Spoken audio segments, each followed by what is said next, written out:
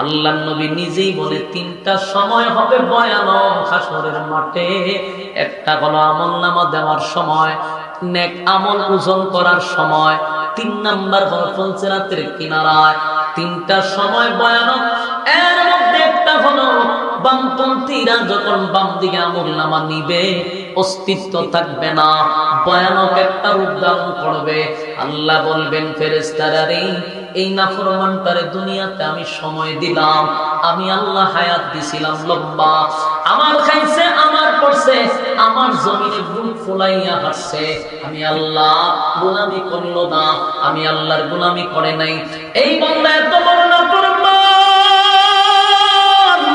আমার খাইয়া আমার গোলামি করলো না, বান্দা একটা বারের জন্য মাথা নত করলো না।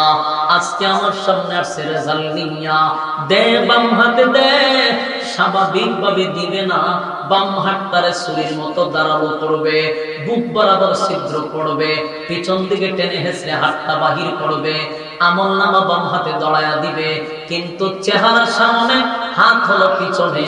আল্লাহ কয় নাফরমানের গার মস্কাইয়া ভেঙে দে, পিছনে নিয়ে যা, উপায় থাকবে না, উপায় থাকবে না। এই দৃশ্য যারা দেখবে গো, অস্তিত্ব থাকবে ভয়ানক। হাসরের মাঠে মানুষগুলি থাকবে যুবক, কিন্তু বৃদ্ধ হয়ে যাবে। এই দৃশ্য দেখলে মানুষের মধ্যে মানুষ থাকবে না। এমন পরিস্থিতিতে আমলনামা দেওয়ার পরে এরপরে বলবে বান্দারে দেখ তোর আমলনামার রেজাল্ট কি। বান্দা আমলনামা পাইয়া নিজে নিজেই বলতে থাকবে, না আমার মালিক আমার উপরে কিন্তু বেইনসাফি করে নাই, আমার মালিক তো ইনসাফের বিচারই করছে, আমার মালিক ইনসাফের বিচার করছে। ভালো করে শুনেন, অপরাধী হইয়া নিজেই আল্লাহর প্রশংসা করে বলবে, না গো আমার প্রতি কোনো বেইনসাফি করে নাই। আল্লাহ রাব্বুল আলামিন কেন এই কথা বলাইব? কারণ ওই মানুষটাও তখন গুণে গুণান্বিত হবে, শিক্ষিত হয়ে যাবে, সে তার রেজাল্ট দেখবে।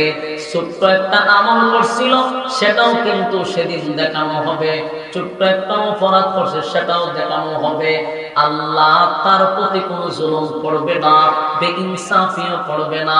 তবে একটা কথা জেনে রাখো, হাসরের মাঠে আমার মালিক হবে ইনসাফের বিচারক, ইনসাফওয়ালা বিচারক।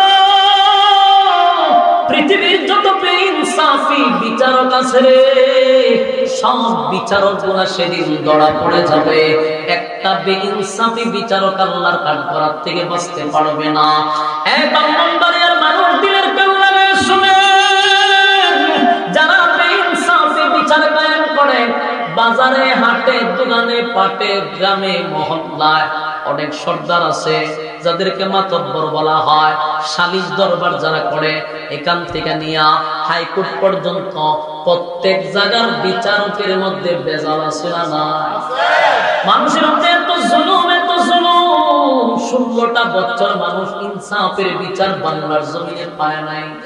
নির্দোষ মানুষটাকে দোষী বানানো হয়েছে, দোষী মানুষটাকে নির্দোষ বানানো হয়েছে। যাদের টাকা নাই, সমাজে তাদের কোনো বিচার নাই, যাদের টাকা আছে তাদের বিচার আছে।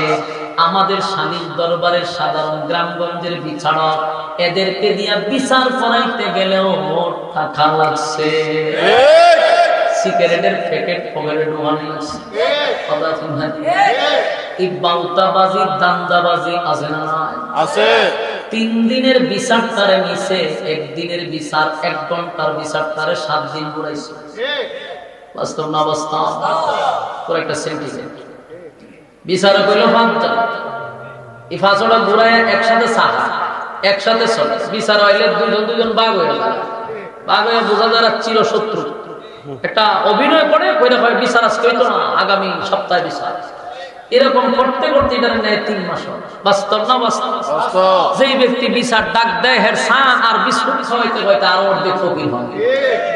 এইগুলার ফকরের টাকা দিতে আরো ফকির হবে। এই সোনার বাংলাদেশের বিচার তো 16 বছর আমরা দেখছি। বাস্তব না বাস্তব? বাস্তব। শুনে রাখো, যারা বেইনসাফি বিচার করছে, আসনের মাঠে জুতা দাওলা প্রথম ভিড়ে গেল। কি তাদের ভিড়ে গেল? জুতা দিয়ে ভিড়ে গেল।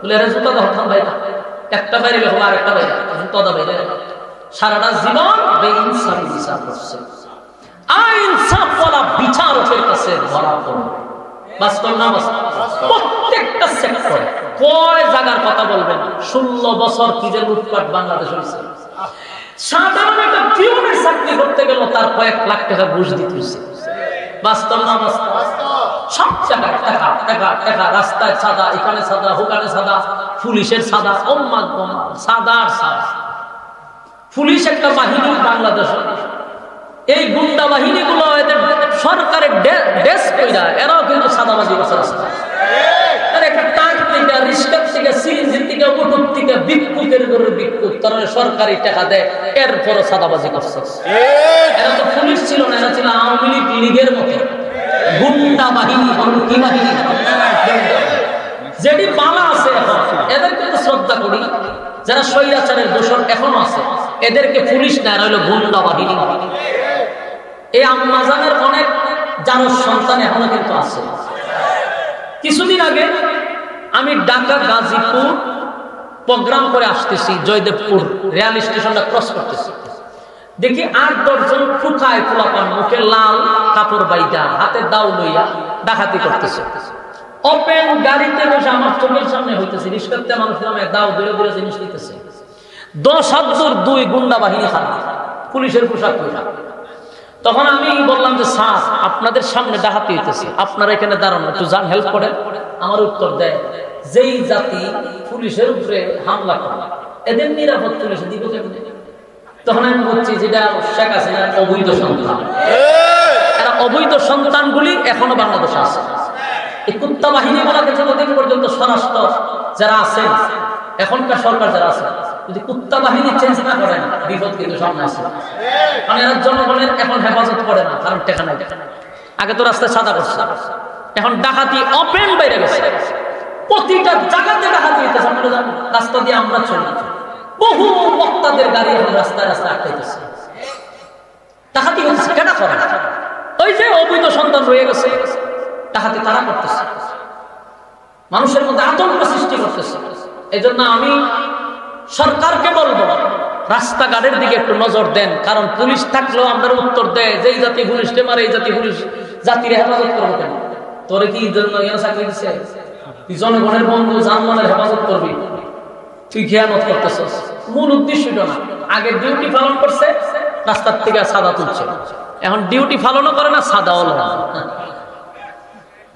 বলতে হবে হক কথা বলতে হবে এতে কি হইলো না হইলো এটা দেখার সময় কিন্তু কথাগুলো আপনি বলতে হবে রাস্তায় আমরা চলি রাস্তায় রাস্তায় ডাকাতি হইতেছে জায়গায় জায়গায় ডাকাতি হইতেছে কেন ডাকাতি হবে পুলিশ কেন পুলিশের দায়িত্ব কি পালন করে না কেন এর মূল তদন্ত করা দরকার আছে না কেন দায়িত্ব পালন করে বেতন দেয় না যত প্রয়োজনে বেতন বাড়ায় দেন এরপরে যদি দায়িত্ব পালন না করে বুঝবেন অবৈধ সন্তান আম্মা জানেন অবৈধ এদেরকে যতদিন এখানে রাখা হবে এই জাতির শান্তি হবে না এই জন্য চেঞ্জ করা দরকার 16টা বছর নির্যাতন কি কম করছে কথা হয় না 16টা বছর এত নির্যাতন করছে বলার মতো না ওয়াজ মাহফিলে হক কথাটা বলতে পারছি না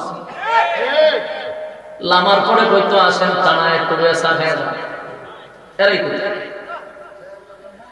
আইসা দাঁড়ায় থাকতো কি ওয়াজ করি আর শুনতো কিছুক্ষণ পরে এরা দূরে নিয়ে যেত আমার প্রশ্ন হল জেল হাজত হলো চোর বাটপার চুরি ডাকাতি যারা করে তাদের জন্য হলো জেলখানা ঠিক না জেলখানায় থাকবে চোর বাটপার বদমাশ যারা করবে বিচার সব থাকবে ঠিক নেই কিন্তু এখন জেলখানার ভিতরে 16 বছর কোন চোর ডাকার বদমাশ ছিল না জেলখানাগুলা ছিল আলেমদেরকে দিয়া বলবো আলেম দিয়া সব জেলখানা বলেছে যেখানে থাকার কথা ছিল চোর বদমাশ সেখানে ছিল আলেম কিন্তু আফসোসের ব্যাপার সব আলেম নয় সব আলেম জেলে যায় না হক্কানি আলেমদেরকে দিয়া জেল করছে কিন্তু বন্ড আলেম দিয়া জেল বলে নাই টিকলিওয়ালারা দিয়া জেলখানা বলে নাই